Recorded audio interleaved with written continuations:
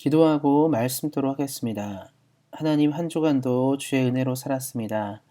힘들고 어려운 이 시기에 우리를 늘 붙잡아 주셔서 하나님 안에서 살게 하심에 감사를 드립니다. 한 주를 마무리하는 오늘 이 아침에도 주의 큰 은혜를 사모합니다. 사모하는 모든 영혼에게 큰 은혜를 내려주실 하나님을 믿으며 우리를 구원하신 우리 주 예수 그리스도의 이름으로 기도하였습니다. 아멘.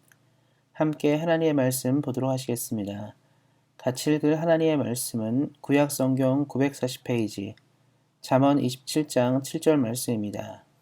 구약 성경 940페이지 잠언 27장 7절 말씀입니다. 배부른 자는 꿀이라도 싫어하고 줄인 자에게는 쓴 것이라도 다니라. 아멘. 오늘은 감사가 만드는 새로운 인생이라는 말씀의 제목을 가지고 함께 은혜를 나누고자 합니다. 시장이 반찬이라는 속담이 있습니다.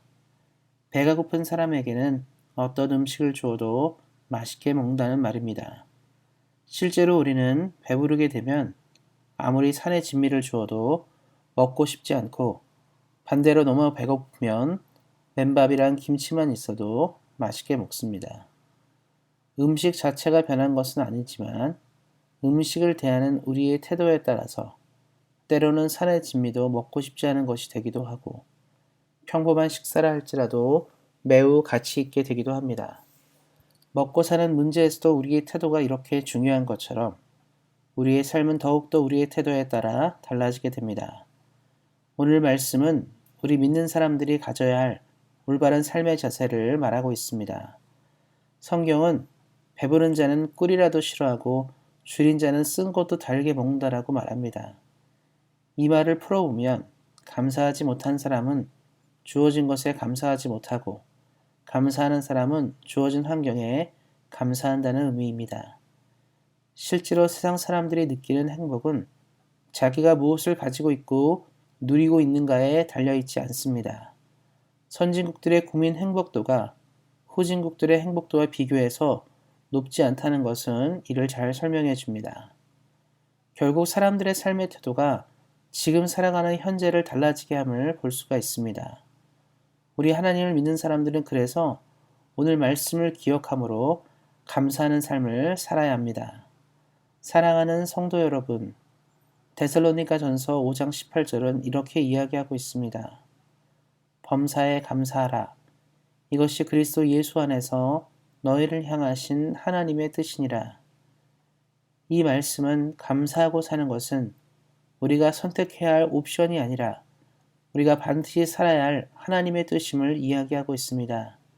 쉽게 설명하자면 세상 사람들의 긍정적이든 부정적이든 자신이 어떻게 살지를 선택할 수 있지만 예수님의 피값으로 하나님의 백성이 된 우리에게는 다른 옵션과 선택이 존재하지 않고 오직 감사만 존재합니다.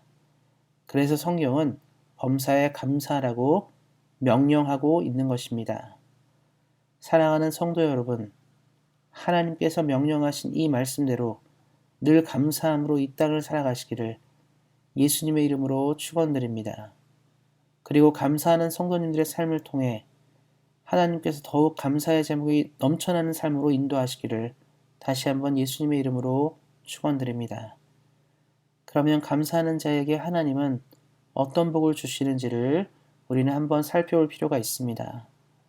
시편 50편 23절 말씀은 이렇게 말하고 있습니다. 감사로 제사를 드리는 자가 나를 영화롭게 하나니 그의 행위를 옳게 하는 자에게 내가 하나님의 구원을 보이리라. 시편 기자는 감사의 예배자, 즉 삶에 감사가 넘치는 사람은 하나님을 영화롭게 한다고 먼저 이야기합니다.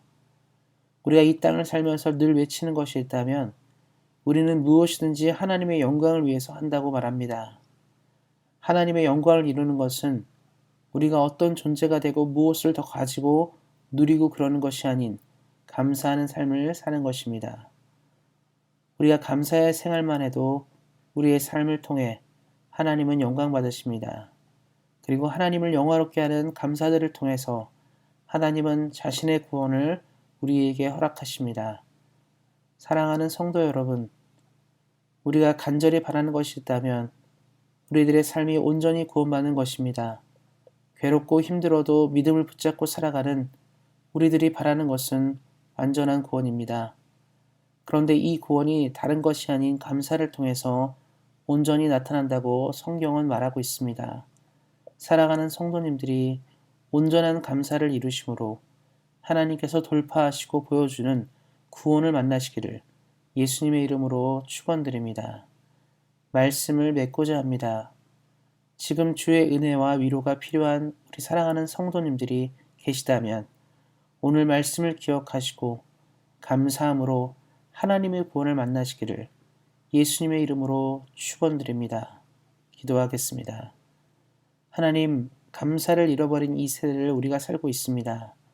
우리 사랑하는 성도님들은 늘 감사함으로 주의 은혜와 능력을 만나게 하시고 하나님께서 보여주시는, 하나님께서 베풀어 주시는 구원을 온전히 만나도록 함께 하시기를 기도합니다. 오늘도 큰 은혜를 내려주실 하나님께 감사하며 우리 주 예수 그리스도의 이름으로 기도하였습니다. 아멘. 이어서 기도하는 시간 갖도록 하겠습니다. 기도하실 때 내일 있을 주일 예배를 위해 내일 예배에 설교를 해주신 목사님을 통해 하나님께서 원하고 들려주고자 하는 메시지가 우리 교회에 잘 들려질 수 있도록 예배를 준비하는 모든 사람들을 위해서 특별히 내일 있을 주일 예배를 위해서 기도해 주시기 바랍니다. 또한 온세상 교회를 위해 온세상 교회가 하나님께서 우리를 부르신 시대적 사명과 소명을 잘 감당하는 주의 교회 될 수 있도록 말씀과 은혜가 충만한 성령이 충만한 교회가 되고 날마다 성장하는 교회 될 수 있도록 교회를 위해서 기도해 주시기 바랍니다. 우리 안에 연약한 분들이 많이 계십니다. 하나님의 은혜 가운데 우리 안에 몸이 연약한 분들이 말씀과 능력으로 일어날 수 있도록 치유되는 역사를 통해 함께 신앙생활할 수 있는 역사 있도록 약한 분들, 몸이 연약한 지체들을 위해서 기도해 주시기 바랍니다. 또 기도하실 때 대한민국과 캐나다, 특별히 코로나 정국 가운데 있는데요. 이제 이 두 나라가 하나님을 잘 섬기는 나라 될 수 있도록 백성을 위한 정치를 할 수 있도록 또 백신을 잘 적응되어 코로나에서 잘 해방되는 나라 될 수 있도록 우리가 떠나온 조국과 우리가 살아가는 땅을 위해서도 기도해 주시기 바랍니다. 우리 또 사랑하는 성도님들 개인 기도 제목 있으실 텐데요. 개인 기도 제목 가지고 뜨겁게 기도하심으로 하나님의 응답을 만나시기를 소망합니다. 오늘 말씀처럼 우리 사랑하는 성도님들이 감사의 태도를 가지며 이 땅을 살아가시기를 예수님의 이름으로 축원드립니다. 오늘도 말씀 안에서 은혜 안에서 승리하세요. 주의 사랑으로 사랑합니다.